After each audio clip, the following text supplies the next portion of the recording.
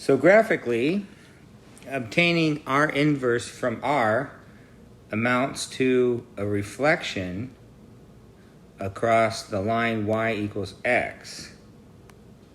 So what happens is you're exchanging the first and second coordinate. If we call those x and y, then you're exchanging the x and y coordinates, which exchanges the positive x and positive y axes.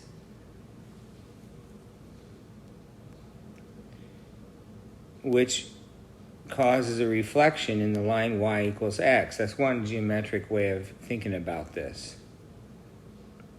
So you're reflecting, graphically, you're reflecting in the line y equals x.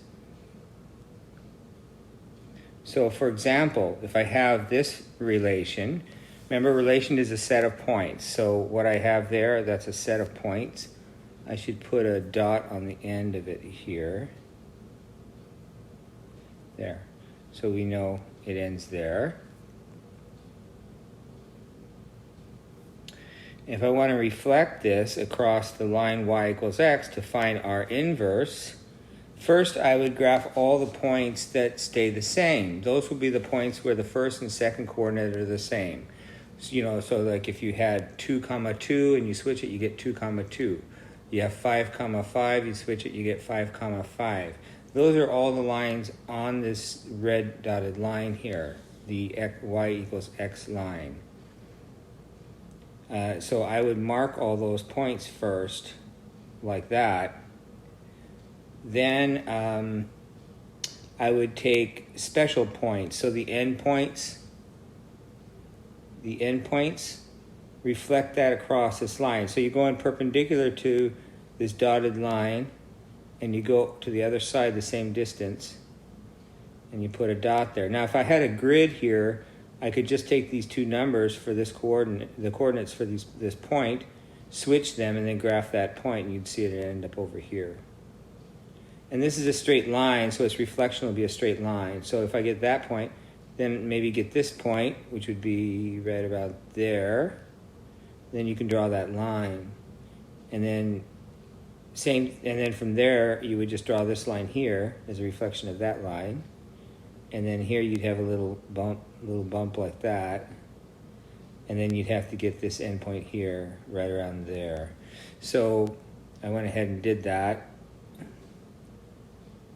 right?